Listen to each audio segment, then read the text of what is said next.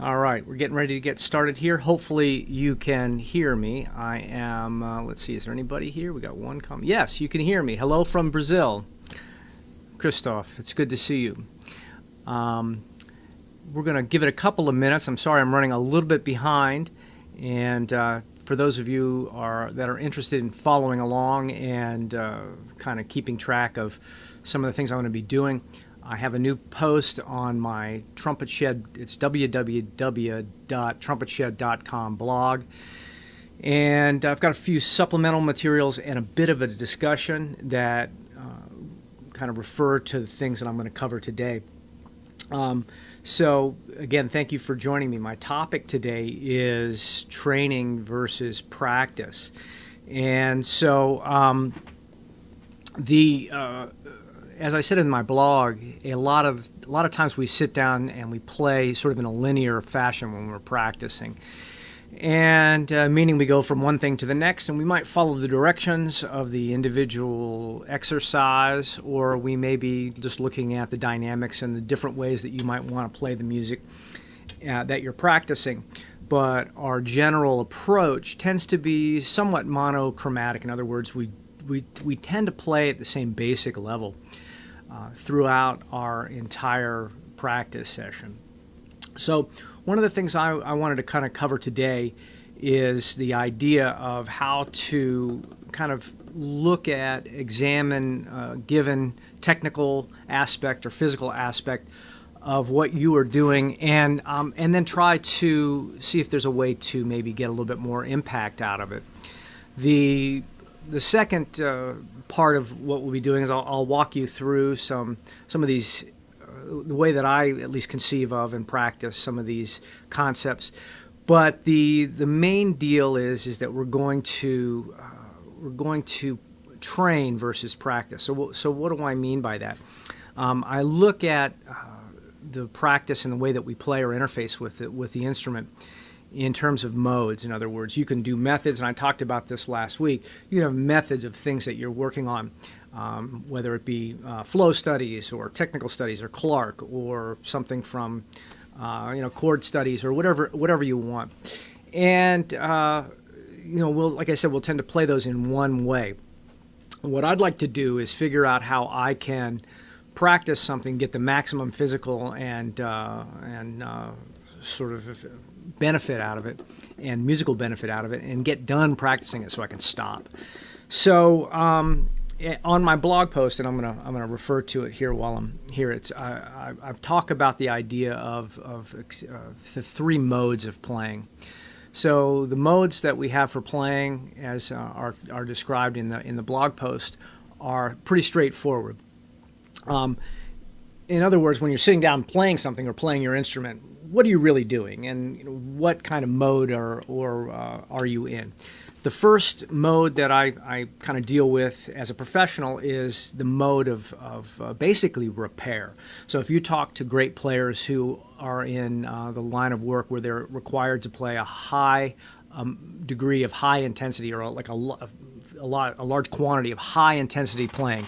High intensity playing may be soundstage type of work, really taxing orchestral repertoire that requires just requires you play very intensely and very loudly, perhaps, or even in the upper register. Like I mentioned, soundstage work or studio work that is very high intensity. We sometimes get a distorted idea of what is actually happening in a studio session. I talked to some friends who are pretty active in the Nashville scene, and they'll tell me with great deal of regularity that the type of playing that they're doing is very high intensity. A friend of mine, Kerry Deadman, up in Chicago, is one of the top call show players, and up there he he's obviously going to be playing 8 shows a week, and so 2 shows on Saturday and possibly Sunday. So when he sits down to play in the morning, when he goes through his routine, he's in repair mode. He mentioned to me on the day that we went to see his show up in Chicago that he counts how many times or how many attempts it takes to play a note. This is, again, the morning after a late show or maybe a 2-show day the day before. And he said on that particular day it took him, I think, 7 or 8 attempts to get a note out. To me, that sounds like a very bad time. But you're basically sitting down and going, attempt 7 attempts, 8 attempts before a note began to actually sound, and then starting his entire routine from that standpoint. I remember listening to a master class that Wayne Bergeron was giving, and he was talking about starting each day from ground zero or from zero and having to rebuild the whole playing mechanism. If you've ever heard Wayne play live, or if you're familiar with the type of work that he does in a studio session, and it can be misleading. We don't really know, from the recordings, but in person, someone like Wayne is playing at a high degree of intensity, and they don't know whether or not that's going to be the take or not. So every attempt at every take has to be played with the right kind of volume and intensity that's going to be printed onto what we would call tape. So the repair aspect of playing is something that we want to differentiate for the type of playing that we're doing, because the musical demands are requiring us to play in such a way that the musculature and the playing mechanism can get pretty, for want of a better term, beat up. And we have to sort of just get things working, bring them along in a way that we know will establish a baseline for a high level of professional performance. I'd like to maybe kind of put a little, a disclaimer with that repair. I mean, everybody has to do some repair work on their chops based on the type of playing that they've done before. I would like to think that the repair work that the professionals do, the really high-level professionals are doing, is a result of the musical demands as opposed to lack of discipline in their own playing. So, and that's a whole other can of worms, and that's sort of what I'm talking about here, and when we get into some of the training aspects of how to practice. But if you're looking at high-intensity music that needs to be played a certain way, that's one thing.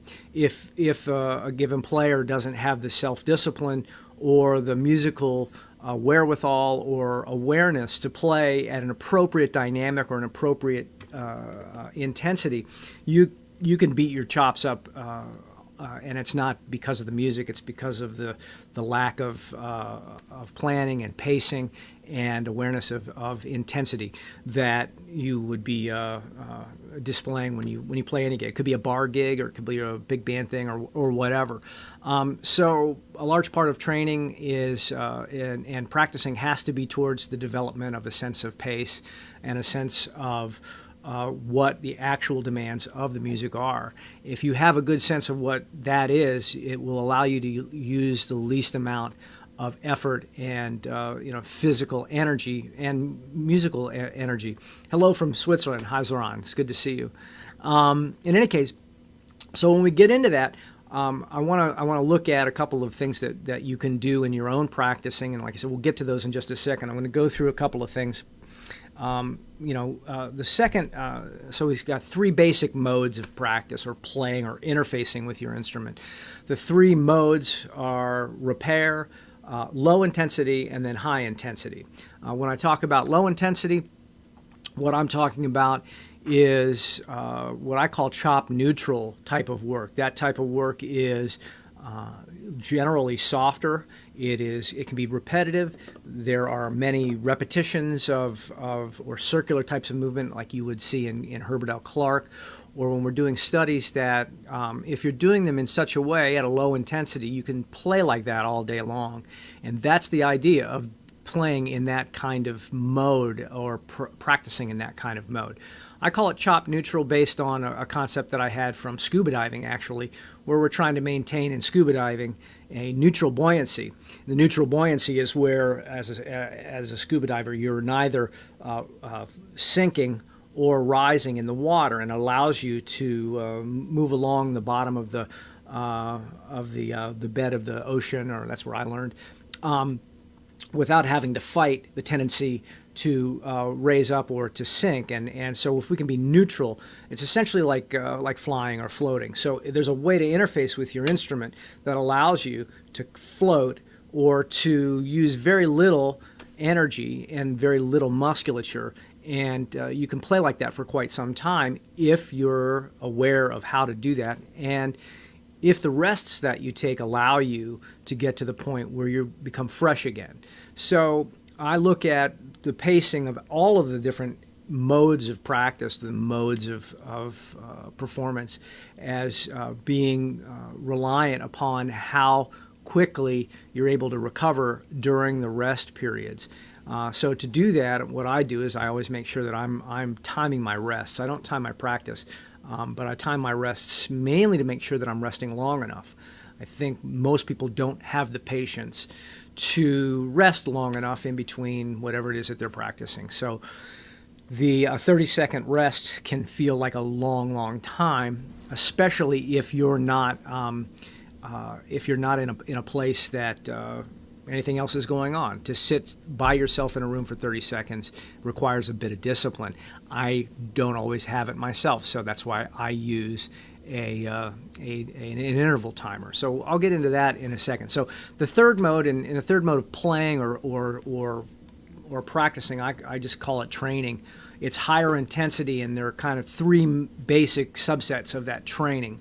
The training can be in terms of, and generally when I'm thinking about it, I'm thinking in terms of the intensity of the notes that I'm playing, the intensity of the passage, of the line, or the exercise. When I say intensity, the physical volume is the easiest measure of that. So what I want to be able to do is, though most of my practicing, even though I'm mainly a lead player or a commercial player, jazz player, so a lot of my professional work might be pretty demanding. Most of my practice is going to be relatively soft because it's going to be for a long time, and I get most of my harder playing or more intense playing usually out on a gig. So that part of my day can be taken care of. So my maintenance routine is going to be something that's going to allow me to at least access that aspect of training. So in training, we've got volume training, we've got speed training, and we've got endurance training. All of those three subsets of training, I want to do as little as possible of that every day. I'm not interested in long sessions of high intensity playing. If I want to do as much as I need to get me ready for the day to set up my foundation. So what I'd like to do is maybe talk about a little bit how, or demonstrate how I do this, and then I'll leave a little bit of time if anybody has some questions. And it's a fairly simple concept, but it requires a little bit of thought. It requires a little bit of planning, and to have an awareness, and again to build an awareness of your own playing mechanism. I'm going to start with something that is relatively straightforward, and that's just a set of expanding intervals.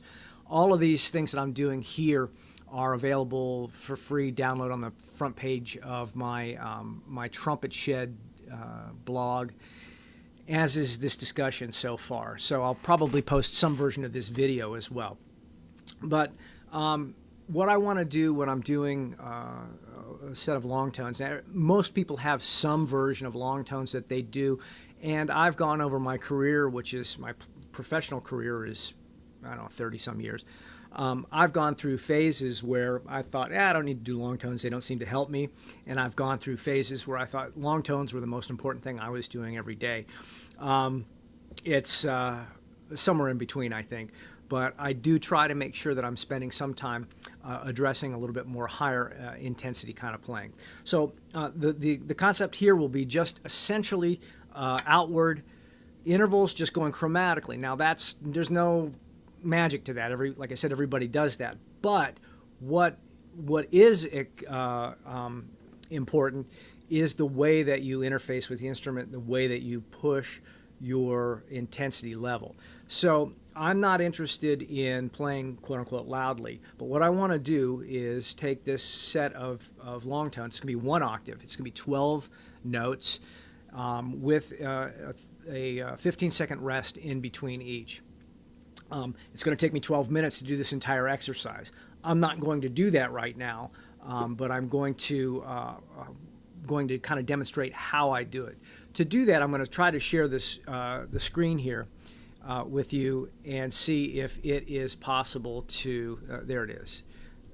And can I see if you can let me know, looking at this, whether or not you're able to see the.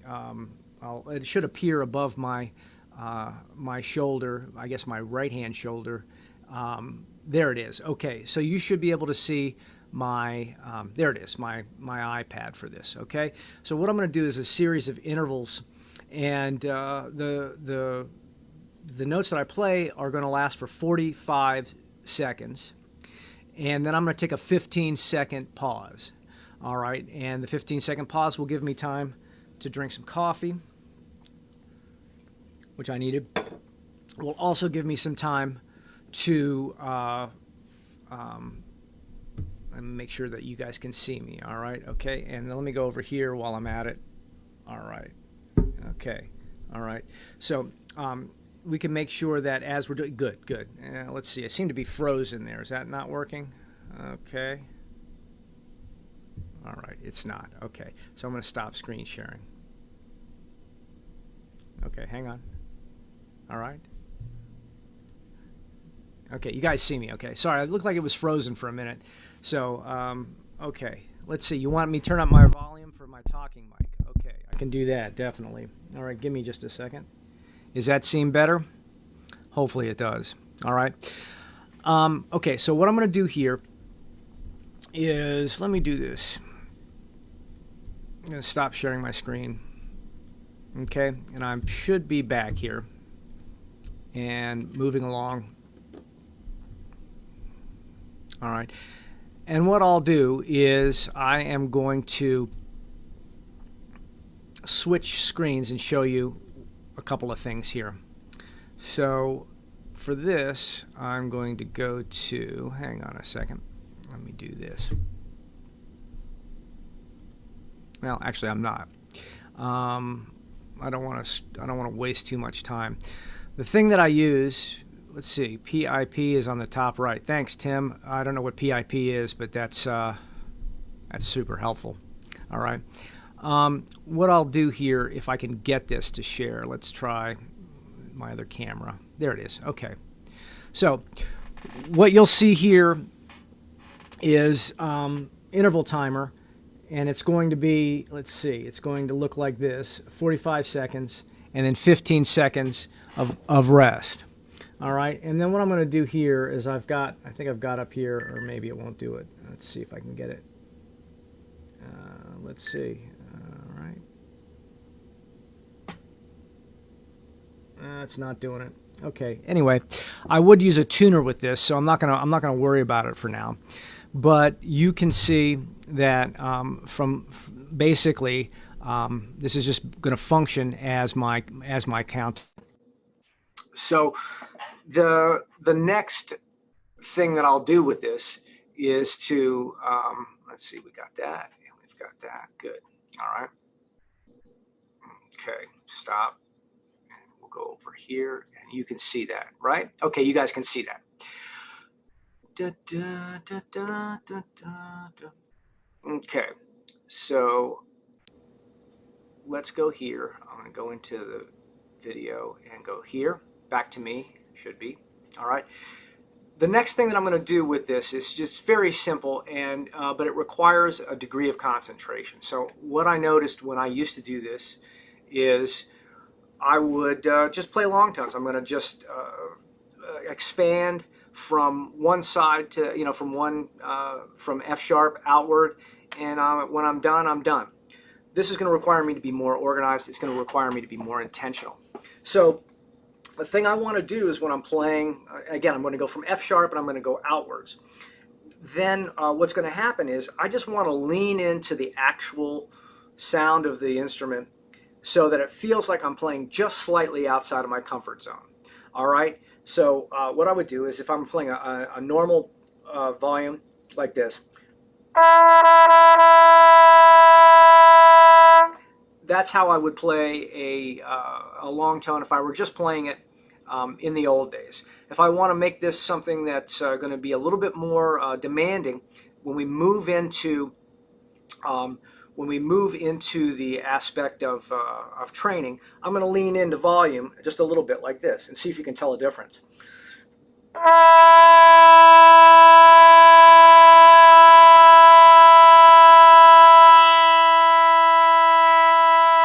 All right. So the intensity there, I would call that just there's one of my pet peeves is the instruction that a lot of I used to see a lot that said, start at a good, comfortable mezzo forte, and I always used to ask, well, which is it? Is it comfortable or is it a mezzo forte? Because those are not necessarily the same thing. So I want this to be a slightly uncomfortable mezzo forte, just enough that's asking me to play out of just this far out of my comfort zone. All right. So then when I go in and I have the timer on, I'll play for 45 seconds. The 45 seconds, I'm not going to get crazy about it, but that ends up being about 3 large breaths for me. You should be able to hear this hopefully when I get it started here. I'll turn it up, and you should be able to hear the end of it, the timer when it kicks off. All right, so I'll just give you an idea, and this is just 1 or 2 of these, and then we'll discuss one other or 2 other aspects of training. So this is, I'll start the timer and I'll get ready.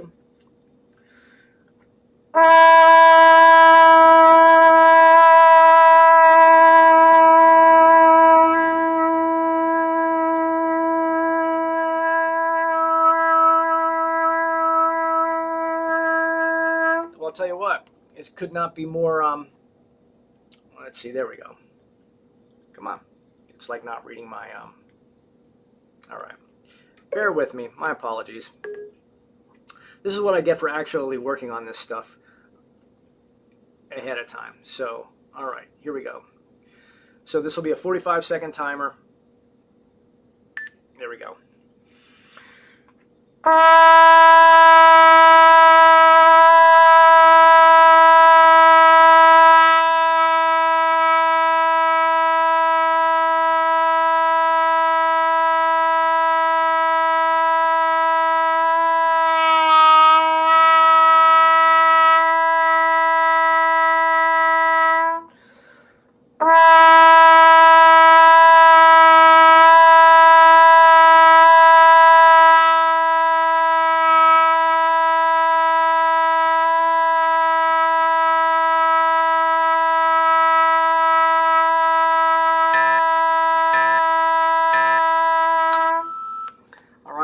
So now I have a 15-second break. I can empty my spit valve. I can drink a sip of coffee. And I can get ready for the next interval. That'll be an F.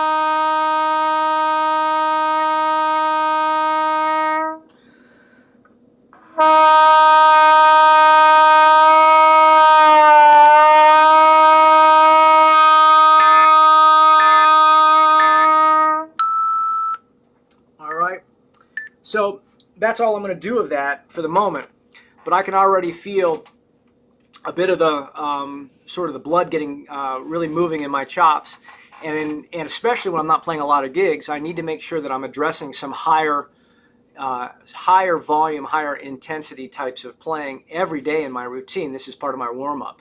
Or I might do it in, just on a standalone or a freeform thing.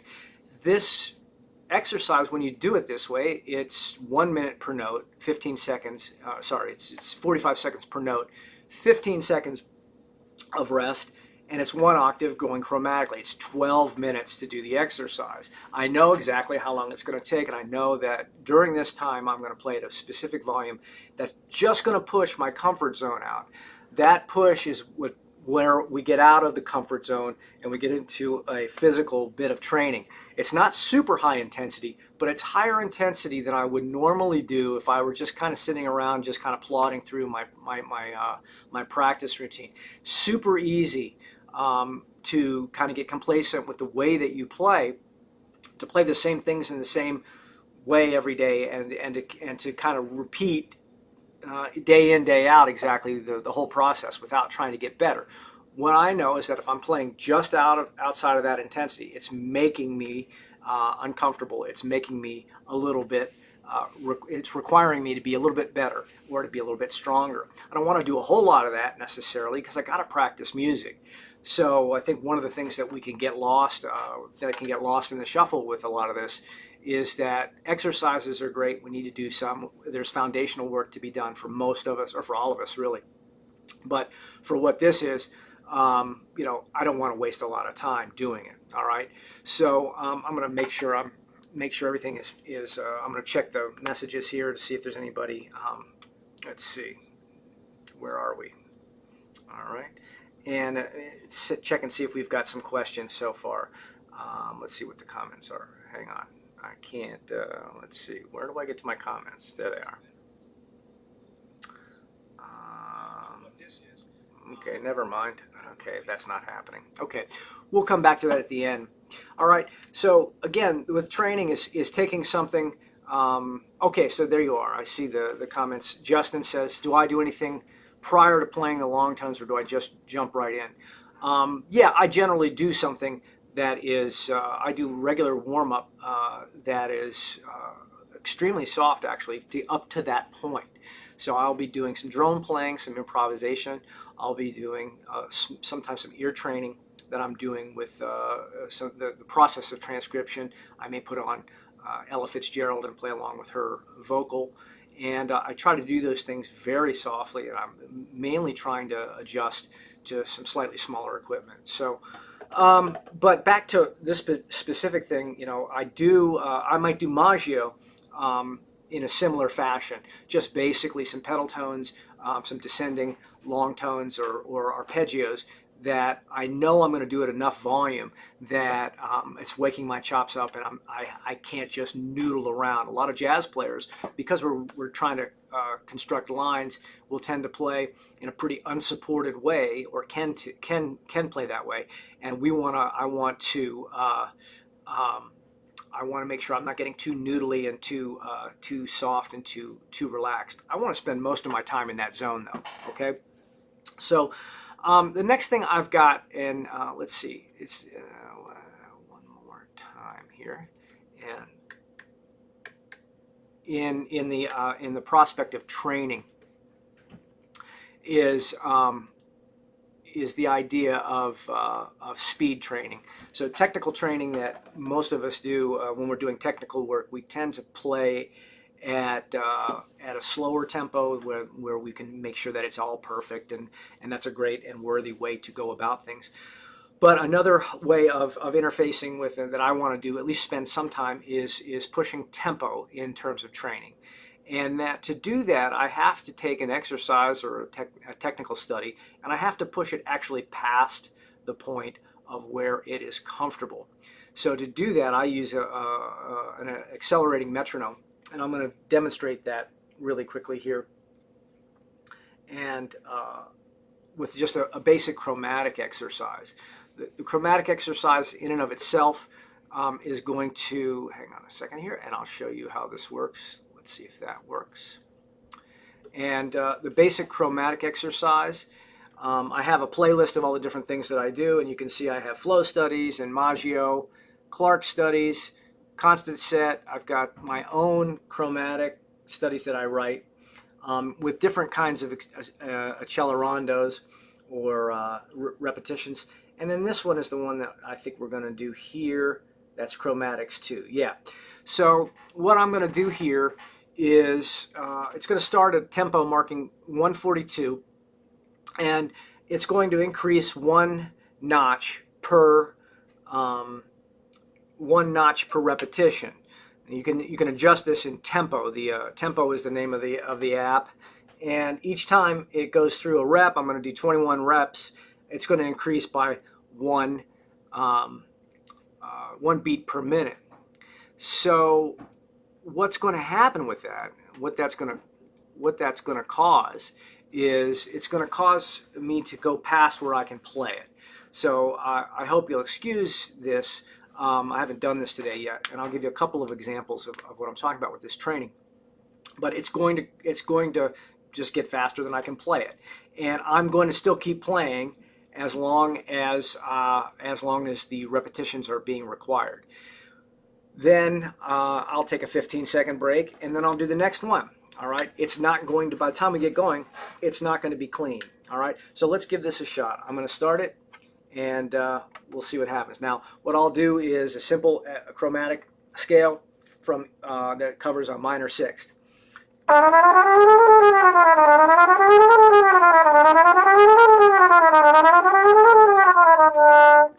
In this case, I'm going to be doing a different kind of training. I'm going to be doing technical training and speed training. So I'm probably going to play, not probably, I'm definitely going to play this a lot softer than what I was playing the long tones. The long tones I'm doing for a specific type of training. I'm doing it for intensity training.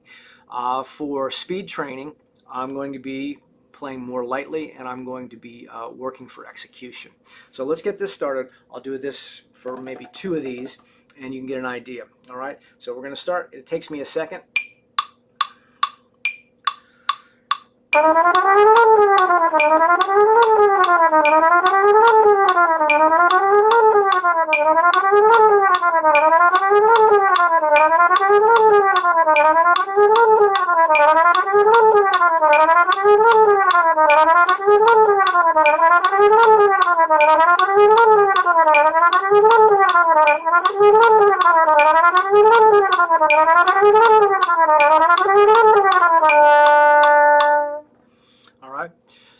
So what I just did was 21 repetitions minus the 1 or 2 that it takes to get a breath sometimes, or minus the measure or 2 that it takes for me to get going, to get everything lined up and started. So the next one, I would wait, I dial back, and all right, and actually I dialed this back probably about 6 or 8 metronome markings from what I normally do, just to make sure I could do it on this demonstration. So I'm not getting too far past, or even to necessarily the point of failure, where I'm really scuffling. But I do want to make myself scuffle, and I do want to try to figure out how to play faster than I can play on the fly. We'll do one more. This will be from E flat up to C flat.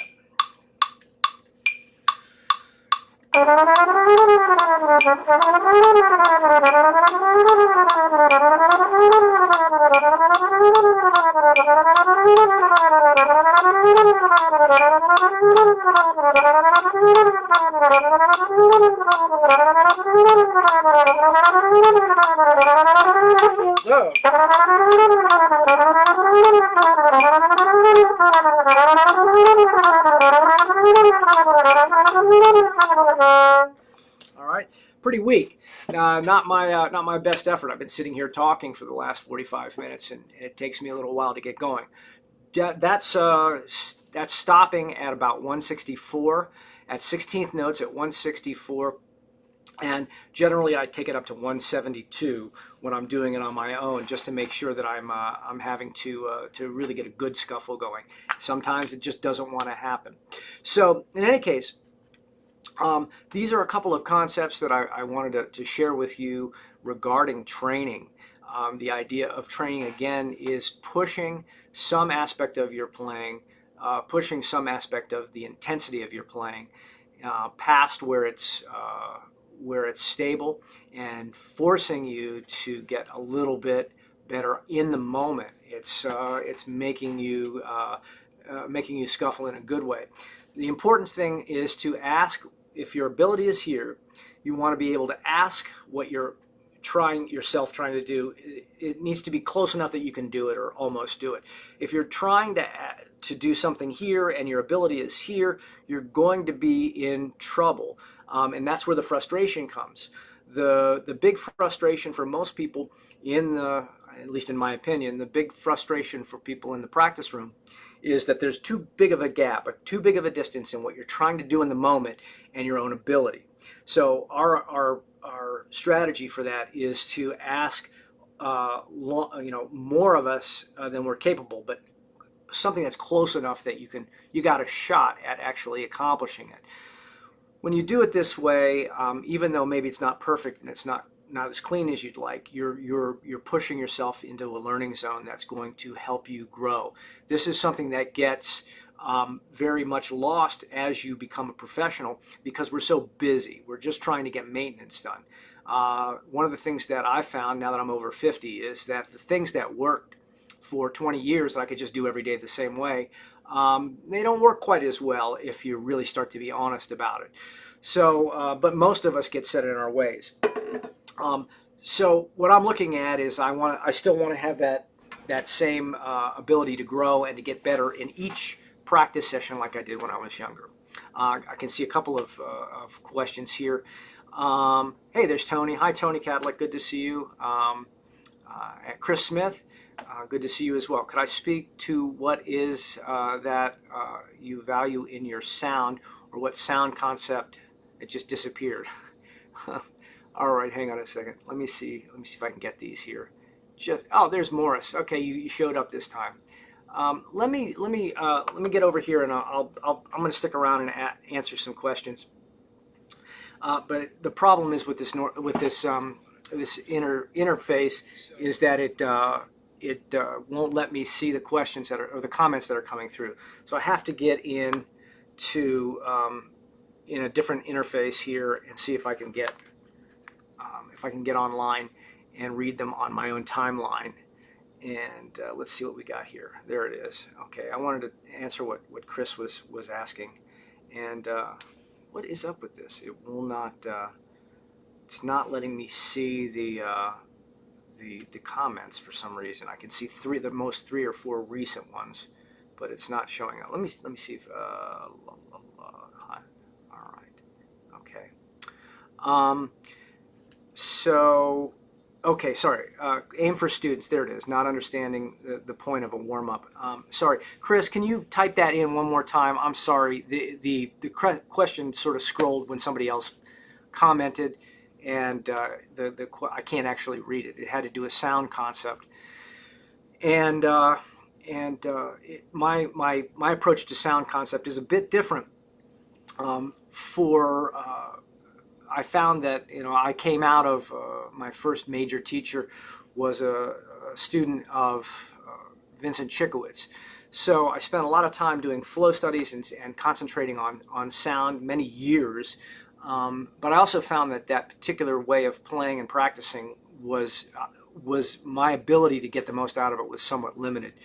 So I had to start to spend some time on some other aspects of sound production. And so whereas I was talking to Doug Lindsay, who is a great trumpet player in the Cincinnati Symphony, who I was downtown playing lead, this was years ago, with the Pops, the Cincinnati Pops. And I was in the brass room warming up, getting ready to play, I can't remember who it was, it doesn't matter. But in any case, I couldn't hear myself warming up. I was with all the brass, and the sound, the level of the sound warm-ups in that room was pretty breathtaking. And I remember asking Doug this. I said, on a scale of 1 to 10, how loud is your warm-up? And he said, for him, it was at least a 6 or 7. I said, that's interesting. My warm-up's about a 4. A 3 or a 4, and he said to me, well, that's of course and he was speaking, he said, in what I do as a section player or an associate principal player in an orchestra, range and endurance are not a consideration. In other words, the real premium is on sound. And for what I was doing as a commercial or jazz lead player, big band lead player, or salsa player, range and endurance are the considerations. So a lot of times a totally sound, for me as that type of player, a totally sound oriented concept. And there it is, Chris. You said, "Could I speak to the value in your sound, or what it is you're looking for to find in your sound as I warm up?" Yes. So what I'm looking for specifically are two words that I want to be able to take away from my own sound. I'd like my sound to be warm, and I'd like it to be full. Those are the two things that I think I need to be present. I play with smaller equipment, so I spend more time working on my sound quality now and less time working on my chops, because I don't need the chop work that I used to need when I was playing larger equipment. So that type of interface, that type of interaction with your sound. One thing I did find though is that I got, and I think it's in my first book. So you have to be careful with your sound. At least I did. That if you listen too closely to it, it's going to sound terrible. In other words, in the first book, I said that it's like your teeth. Nobody's teeth look that good really up close. You don't want to look too closely. And a trumpet is a reflecting instrument. It's something that is meant to be heard over at least a little bit of a distance. So we have to have a little bit of an imagination as to what the sound sounds like in the room. As an orchestral player, you know that you have the benefit or the detriment of the acoustics of the hall that you're playing in. And so for me, what I'm more interested in at this point is the ease of production for the musical line. That means being able to get around the line. What I have found in terms of sound versus production of musical line is that the easier the line is for me to produce, the better it sounds. The more it opens up the sound, the more I'm able to relax and to let the playing mechanism breathe, and to let it do what it needs to do with a minimal amount of additional tension. Used to play extremely tight as a lead player. I worked very hard to get really high register, the notes and the range for many years to get that together. And I think of it as a pendulum swing. As you learn how to do that, it becomes too rigid and too tight, and you're too much worried about your chops and your corners and the various aspects of your playing. The other side of it is if you're on the other side of the pendulum, you're thinking, oh, I want to be relaxed and I want to be open and I want to have a low tongue position and I want to have all these things happen. It can make it much more difficult to play in the upper register, or to play navigate music that's higher, or to get between notes. But you sound better. So there's always a balancing act that's going on that I'm trying to get with my own playing. I'm at the point in my career in my 50s that I can put premium emphasis on the things I like, more so than the things that I need as a professional, because I'm going out and doing more things that are more artistic and that are more where I'm the leader. So there's a framing of sound in terms of how what the context of the music is that you're attempting to play, or that you're required to play. All right. So and then but through this, and I'm going to see if I can. Let's see. Why won't this let me see the comments? You guys can all see the comments, and I can't. I can see 0 comments. I see 3 of them right now. Okay. Anyway, so hopefully this has given you an idea of some ideas that you can use, or at least some modes of operation that you can apply to your practice. So if you're going to do Clark studies, we're in a low intensity, sort of chop neutral, you do this all day way of playing. One of the things I mentioned in my blog post is that I think of upper register practice as lower intensity. In other words, I'm not trying to hang out in the upper register for long periods of time, or even the middle upper register or the lower middle upper register for a long period of time at a high volume. I just want to hang out up there as softly and with as little damage as I can to myself. So when you frame all of this discussion, all of these thoughts, this philosophy of playing, when you're sitting down to do your practice, I think it's helpful, and I hope you can get something out of this, is to think, okay, really, what am I going to be getting out of this in terms of training versus just playing? By demanding more of your playing mechanism, whether that's your volume, your intensity, your speed, or your endurance, you move into the training zone, and that type of practice can be extremely impactful. So anyway, hopefully that's something that you guys can get something from. Thanks for joining me, and I will let's see. I'll leave this video up for you, for anybody that wants to check it out later. And feel free, if you do have any questions, I'll sit around and you can message me, and figure out a way to do a chat here at some point. But anyway, there's training. Thanks a lot. I'll look forward to, I'll be doing another one of these. I'll try to do them every week, next Tuesday at noon. Please join me, and thanks for coming by. And I'm gonna sign off for now. Great. Cheers.